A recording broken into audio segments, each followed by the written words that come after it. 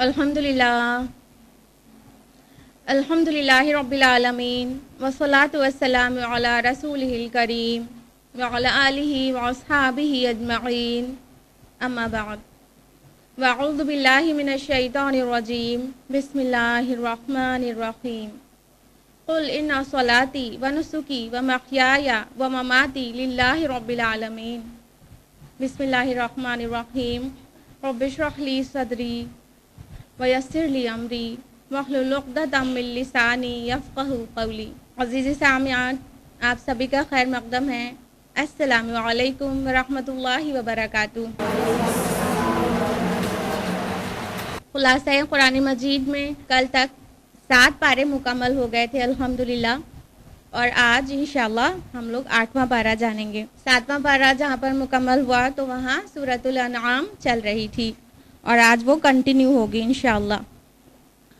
सूरह अनआम के 13 रुकू हम लोग जान चुके हैं 7वें पारे के अंडर में, और आज 14वें रुकू से गुफ्तगू कंटिन्यू होगी। रुकू नंबर 14 जो कि आयत 111 से 121 पर मुश्तमिल है। आयत नंबर 111 है, और अगर हम उन पर फरिश्ते उतार देते और मुर्दे भी उनसे गुफ्तगू करते और तमाम चीज़ लाकर उनके सामने हाजिर कर देते, तब भी ये ईमान लाने वाले ना थे मगर ये कि अल्लाह चाहे। यानी वो जो मुअजिज़ा तलब कर रहे थे अहले मक्का, तो उनके लिए हुज्जत बताई जा रही है। जो जवाब दिया गया वो ये कि चाहे कोई भी मुअजिज़ा उनके सामने रख देते तो भी ना ईमान लाते, जिनके दिलों में कुफ्र इस हद तक गहरा गया है, क्योंकि जिसके अंदर हक की तलब होती है वो बगैर मुअजिज़े के भी ईमान ले आता है। आयत नंबर 112 में है कि और इसी तरह हमने हर नबी के दुश्मन बना दिए, इंसानों में से और जिन्नों में से भी। सोचिए, गौर करने की बात है, अंबिया अलैहिस्सलाम जो कि अल्लाह की मदद के मुस्तहिक हैं, एक्चुअली उनके लिए अल्लाह ताला कह रहा है कि हमने इंसान और जिन्नों में से उनके दुश्मन बना दिया है। क्या वजह, क्या फलसफा है?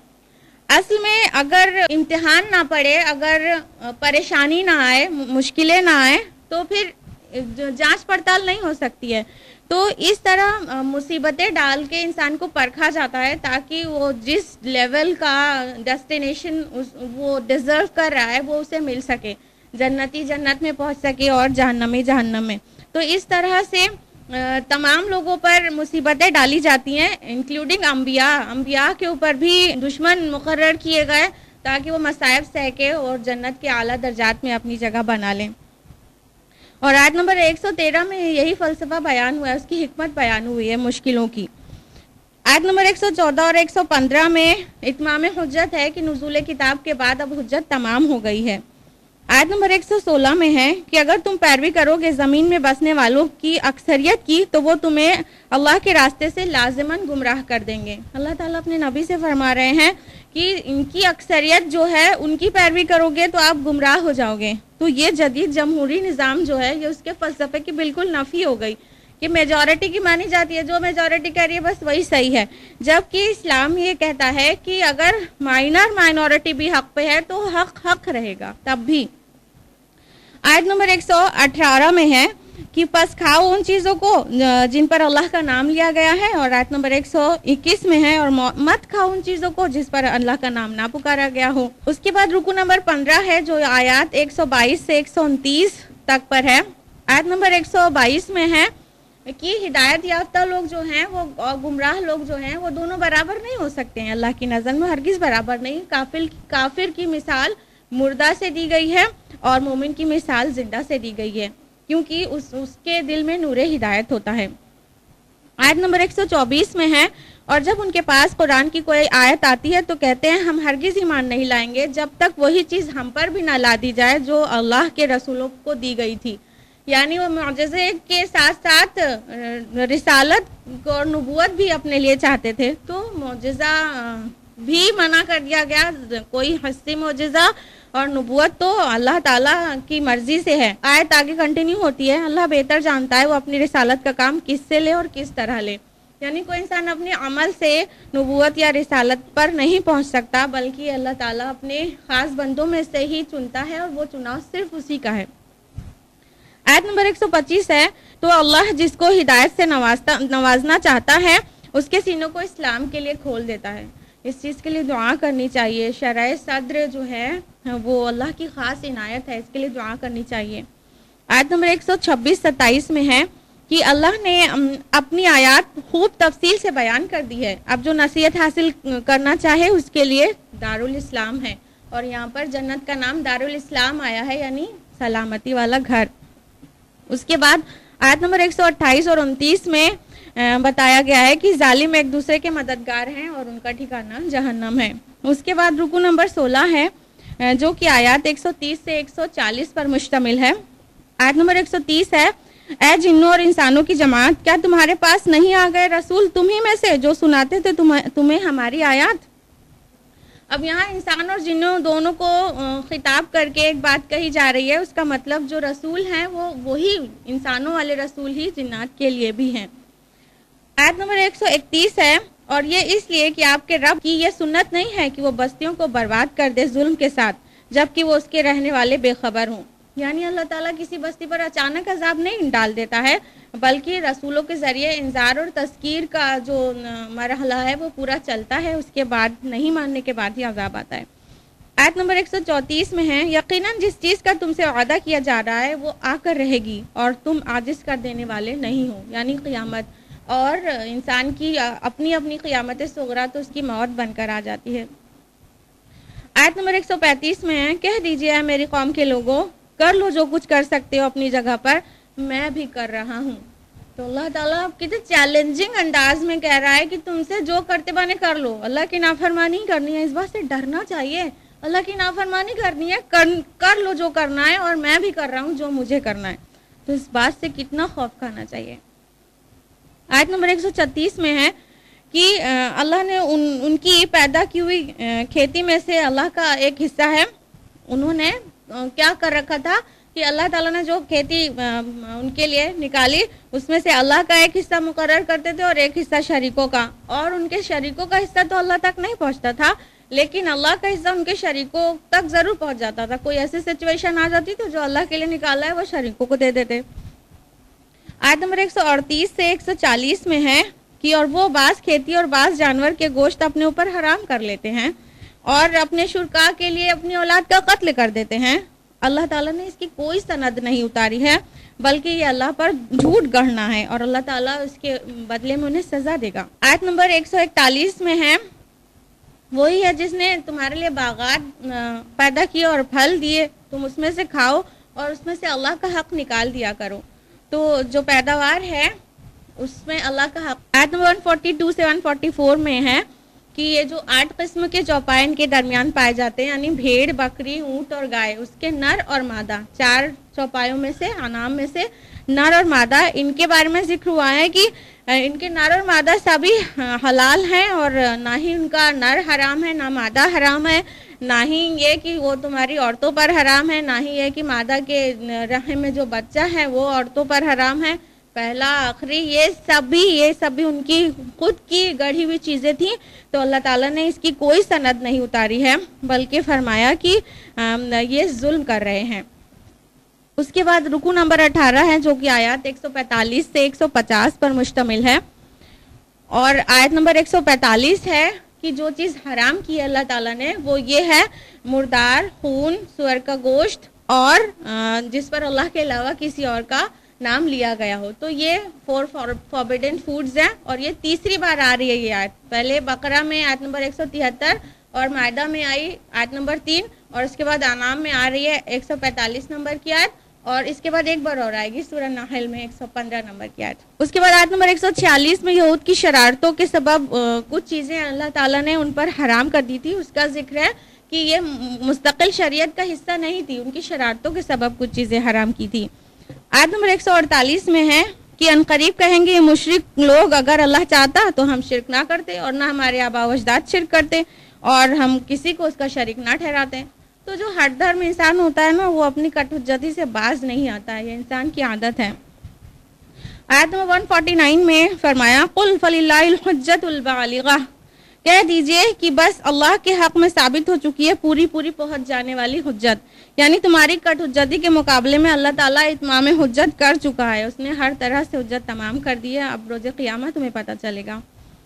رکو نمبر 19 جو کہ آیات 151 سے 154 پر مشتمل ہے، اور آیت نمبر 151 ہے کہ کہیے آؤ میں سناؤں تم کو تمہارے رب نے کیا چیزیں حرام کی ہیں. اور آیت نمبر 151 اور 152 میں یہ مضمون ہے جو کہ کیا چیزیں کیا آرڈر کی گئی ہیں اور کیا چیزیں حرام کی گئی ہیں، اور اس کی تفصیلات جو ہے وہ سورہ بنی اسرائیل کے تیسرے اور چوتھے رکوع میں آئے گی، اور یہاں پہ اسی کی کا خلاصہ کہہ سکتے ہیں. نمبر 1 یہ کہ اللہ کے ساتھ شریک مت کرو، دوسرا والدین کے ساتھ حسن سلوک کرو، تیسرا اپنی اولاد کو مفلسی کے ڈر سے قتل نہ کرو، چوتھا یہ کہ کسی جان کو ناحق قتل مت کرو، اور پانچواں یہ کہ یتیم کے مال کے قریب بھی نہ جاؤ، چھٹی بات یہ کہ جب بات کرو تو عدل کرو، اور ساتویں بات یہ کہ اللہ کے ساتھ جو وعدہ ہے اسے پورا کرو. تو ان چیزوں کا آرڈر دیا ہے اللہ نے، اور آیت نمبر 153 میں فرمایا کہ یہی سیدھا راستہ ہے. اس کے بعد آخری رکوع آپ پہنچا ہے سورۃ الانعام کا 20واں رکوع، جو کہ کنکلیوژن کی شکل میں ہے، اس کا جو میٹر ہے. آیت نمبر 155 سے 165 کے اوپر بیسڈ ہے. آیت نمبر 155 سے 157 میں یہ موضوع ہے کہ تمہارے پاس کتاب آ چکی ہے، اب اس کی پیروی کرو، تاکہ تم یہ نہ کہنے پاؤ کہ ہمارے پاس تو کتاب ہی نہیں آئی تھی، اگر ہمارے پاس کوئی ایسی چیز آتی تو ہم ہدایت یافتہ ہو جاتے. آیت نمبر 158 میں ہے کہ اور یہ لوگ کس چیز کا انتظار کر رہے ہیں سوائے اس کے کہ ان کے پاس فرشتے آ جائیں، یا آپ کا رب خود آ جائے، یا آپ کے رب کی کوئی نشانی آ جائے. کہنے کا مطلب یہ کہ نشانیاں ظاہر ہو جائیں گی تو ایمان کہاں قبول ہوگا، جب پردہ غیب ہٹ جائے گا تو کوئی ایمان قابل قبول نہیں رہ جائے گا. تو یہ گویا قیامت کا انتظار کر رہے ہیں کیا. آیت نمبر 159 میں تفرقے کے خلاف ایک بہت اہم آیت ہے، غور سے سنیے گا کہ جن لوگوں نے اپنے دین کو ٹکڑے ٹکڑے کر دیا اور گروہوں میں تقسیم ہو گئے، اے نبی آپ کا ان سے کوئی تعلق نہیں، ان کا معاملہ اللہ کے ساتھ ہے، اور پھر اللہ انہیں جتلا دے گا جو کچھ وہ کر رہے تھے. یہ کس قدر وارننگ کے انداز میں ہے کہ جو بھی دین کو ڈیوائیڈ کرتا ہے، مذہب میں تفرقہ پیدا کرتا ہے، اللہ تعالیٰ اسے روز آخرت دیکھ لے گا، اس انداز میں ہے. آیت نمبر 160 ہے، جو کوئی نیکی لے کر آئے گا تو اس کا 10 گنا اجر ملے گا، اور جو کوئی بدی کمائے گا تو اس کی سزا اس کے برابر ملے گی. یہ اللہ کا خاص فضل ہے کہ نیکی کرنے پر 10 گنا، 10 سے 70، 70 سے 700 گنا، اور اللہ چاہے تو اس سے بھی بڑھا کر ملتا ہے، لیکن ایک گناہ کرنے پر، ایک بدی کرنے پر ایک ہی لکھی جاتی ہے. الحمدللہ کتنا احسان مند ہونا چاہیے ہم کو اللہ کے اس فضل پر. آیت نمبر 162 ہے، قُلْ إِنَّ صَلَاتِي وَنُسُكِي وَمَحْيَايَ وَمَمَاتِي لِلَّهِ رَبِّ الْعَالَمِينَ. کہیے کہ بالیقین میری نمازیں اور میری عبادت و قربانیاں اور میرا جینا اور میرا مرنا اللہ کے لیے ہے جو تمام جہانوں کا پروردگار ہے. لا شریک لہ وبذالک امرت وانا اول المسلمین. آیت 163 اس کا کوئی شریک نہیں اور مجھے حکم دیا گیا ہے کہ میں سب سے پہلے فرمانبرداروں میں سے بنوں. کاش ہم یہ اپنے عمل سے بھی اس چیز کا اعلان کرنے کے لائق ہوتے کہ اللہ ہمارے ساری عبادتیں اور قربانیاں، جینا مرنا صرف اور صرف آپ کے لیے ہے. یہ سورہ 20 رکوعوں پر مشتمل ہے، اور ایک بار بھی خطاب یا ایھا الذین آمنوا سے نہیں ہے، یہ خطاب بھی رسول اللہ سے ہے، گویا ان کے ذریعے تک سے ہم تک تو پہنچا دیا گیا. تو اس طرح سے ہمیں کوشش کرنی چاہیے کہ ہمارے سارے نیک اعمال صرف اور صرف خالصتاً اللہ کے لیے ہوں. آیت نمبر 164 ہے، وَلَا تَزِرُ وَازِرَةٌ وِزْرَ أُخْرَىٰ. کوئی اٹھانے والا بوجھ کسی دوسرے کا نہیں اٹھائے گا. عیسائیت کی طرح نہیں کہ کسی کے سن کی کسی اور کو سزا ملے گی، ان کا جو کانسیپٹ ہے اللہ تعالیٰ ایسا کرنے والا نہیں. قرآن کا جو حکم ہے وہ اس کے بالکل ڈیفرنٹ ہے اس سے. آیت نمبر 165 ہے، اور وہی ہے جس نے تمہیں زمین میں خلیفہ بنایا اور اس نے تمہیں بعض پر بلند درجہ عطا کیا تاکہ تمہیں آزمائے جو کچھ اس نے تمہیں بخشا ہے. اور آخر میں ہے، یقیناً آپ کا رب سزا دینے میں بھی بہت تیز ہے اور وہ غفور بھی ہے اور رحیم بھی. اسی پر سورہ الانعام کا اختتام ہوتا ہے، اور اب انشاءاللہ شروع ہونے جا رہی ہے سورۃ الاعراف. سورۃ الاعراف 24 رکوعوں پر مشتمل 206 آیات پر مشتمل سورہ ہے. یہ بھی مکی ہے سورۃ الانعام کی طرح، اور اس کا نام جو اعراف ہے کا مطلب ہوتا ہے کہ قلعوں میں پہلے بہت ساری برجیاں اور بہت سارے جھروکے بنتے تھے تاکہ وہ باہر کا نظارہ کیا جا سکے. اسی طرح ابھی آیت نمبر 46 اور 48 میں آئے گا اعراف ورڈ کہ جنت اور جہنم کے درمیان جو فصیل جو باؤنڈری ہے اس میں بھی اسی طرح کی برجیاں ہوں گی، انہی کو اعراف کہتے ہیں۔ وہ جو جھروکھے وہ دیکھنے کے لیے جو کھڑکیاں برجیاں ہوتی ہیں انہی کو اعراف کہتے ہیں۔ تو اس طرح سے آیت نمبر 46 اور 48 میں یہ لفظ آیا ہے، اس لیے سورہ کا نام سورۃ الاعراف ہے۔ زمانہ نزول کی جہاں تک بات ہے تو مضامین پر غور کرنے سے معلوم ہوتا ہے کہ یہ اس کا بھی زمانہ نزول بالکل قریب ہے سورۃ الانعام کی طرح، یعنی مکہ کا آخری دور، اور اس کا جوڑا سورۃ الانعام ہے۔ انعام اور اعراف آپس میں جوڑے کی شکل میں ہیں۔ اس میں جو مباحث ہے اس کا جو مرکزی موضوع ہے وہ ہے دعوت رسالت، یعنی گفتگو کا مدعا یہ ہے کہ مخاطبوں کو اللہ تعالیٰ کے پیغمبر کی پیروی کی دعوت دی جائے اور ان کو پیروی کرنے کا حکم دیا جائے، آمادہ کیا جائے، لیکن اس میں دعوت کا جو انداز ہے وہ انذار اور تنبیہ زیادہ ہے، یعنی ڈراوے کا رنگ اس میں نمایاں ہے۔ سورہ انعام میں تذکیر اللہ کی نشانیوں کے ذریعے زیادہ ہے۔ سورۃ الانعام سٹارٹ ہونے کے وقت بھی بتایا تھا ہم نے کہ تذکیر کا جو انداز ہے وہ تذکیر بآلاء اللہ ہے، یعنی انعامات اور نشانیاں اللہ تعالیٰ کی دکھا کر تذکیر کرنا اور نصیحت کرنا، لیکن سورۃ الاعراف کا جو انداز ہے وہ تذکیر بایام اللہ کے انداز میں ہے، اور اس کا مطلب یہ ہے کہ اللہ کے ایام، اللہ کے دنوں کو بتا کر تذکیر کرنا، یعنی کہ جو انبیاء بھیجے گئے قوموں کی طرف اور انہوں نے ان کی بات نہیں مانی، ان کی دعوت پر لبیک نہیں کیا تو وہ برباد ہو گئے۔ ان انبیاء کے جو انباء الرسل ان کے سامنے پیش کر کے ان کو نصیحت کرنا۔ سورۃ الاعراف کے موضوعات کی ترتیب اس طرح ہے کہ سب سے پہلے قصہ آدم بیان ہوا ہے، آدم اور ابلیس کا واقعہ، اور اس کے بعد انسانی تخلیق کے آغاز کا ذکر کیا گیا ہے، یعنی اسی کے ساتھ ساتھ کس طرح انسان کی تخلیق ہوئی، اور اس کے بعد حیات دنیاوی کے اختتامی دور کا ذکر آ گیا، اور اس اختتامی دور میں 3 اقسام کے لوگوں کی تفصیل آئی ہے۔ پہلے اہل جہنم کا ذکر ہے، پھر اہل جنت کا ذکر ہے، پھر اصحاب اعراف کا ذکر ہے، یعنی وہ لوگ جو جنت اور دوزخ میں جانے کے لیے ابھی فیصلہ جن کے بارے میں نہیں ہوا ہے۔ اس طرح حیات انسانی کی ابتدا اور اس کے انتہا کے تذکرے کے بعد حیات انسانی کے درمیانی دور کا تذکیر بایام اللہ کے انداز میں انباء الرسل اور ان کی قوموں کے حالات کے طور پر کیا گیا ہے، اور سورہ اعراف میں تذکیر بایام اللہ کی حسین ترین مثال ہے۔ اس میں نبیوں کا جو واقعہ بیان کیا گیا ہے، نبیوں کی خبریں جو بیان کی گئی ہیں وہ سلسلے وار ہے اور بہت خوبصورت مثال ہے یہاں پر۔ اور انعام میں جو درمیانی حصہ تھا وہ ابراہیم علیہ السلام اور ان کی جو ذریت تھی اور اس کے جو جلیل القدر انبیاء تھے ان کا ذکر تھا بیچ میں سورہ انعام کے وسط میں۔ اسی طرح اس سورہ مبارکہ کے وسط میں آیت نمبر 59 سے لے کے آیت نمبر 137 تک 6 اولو العزم نبیوں کا، رسولوں کا ذکر ہے جو اپنی قوم کو دعوت دے رہے تھے لیکن انہوں نے نہیں مانا اور اس پر ان پر عذاب آ گیا۔ تو اب باقاعدہ سورۃ الاعراف شروع کیا جائے۔ سورہ اعراف کے پہلے رکوع میں آیت نمبر 1 سے لے کے 10 تک ہیں، اور آیت نمبر 1-2 ہے الف لام میم صاد۔ یہ کتاب ہے جو آپ کی طرف نازل کی گئی ہے، تو نہیں ہونی چاہیے آپ کے دل میں کچھ تنگی اس کی وجہ سے۔ الف لام میم صاد تو حروف مقطعات ہیں، ان کا حقیقی معنی اللہ ہی بہتر جانتا ہے، اور رسول اللہ صلی اللہ علیہ وسلم سے فرمایا کہ یہ جو کتاب ہے قرآن مجید یہ آپ کی طرف نازل کی گئی ہے، اس کے لیے آپ بہت زیادہ تنگی میں مت آئیے، یعنی جو مکہ کے لوگ ایمان نہیں لا رہے تھے تو بشری تقاضے پر اللہ کے رسول کا بہت کو پریشانی فیل ہوتی تھی، بہت زیادہ بہت تنگ ہوتے تھے، تکلیف محسوس کرتے تھے، تو اس کے لیے ان کو کہا جا رہا ہے کہ یہ لوگوں کے لیے ہدایت ہے اور آپ اس سے اتنا زیادہ تنگ دل مت ہوئیے، اتنا پریشان مت ہوئیے جو یہ لوگ نہیں مان رہے ہیں۔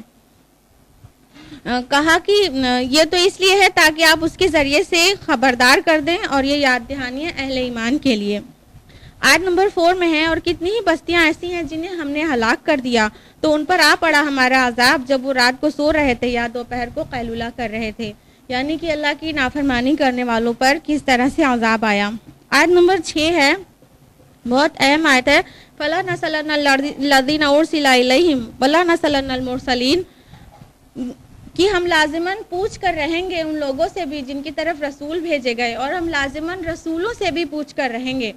یہ کیا ہے؟ یہ فلسفہ رسالت کا بہت اہم موضوع ہے، جو کہ بہت بھاری اور حساس ذمہ داری ہے جو رسولوں پر ڈالی جاتی ہے۔ یعنی اللہ تعالیٰ نے رسولوں کو جو پیغام دے کر بھیجا، ان سے روز قیامت اس کے بارے میں پوچھا جانا ہے۔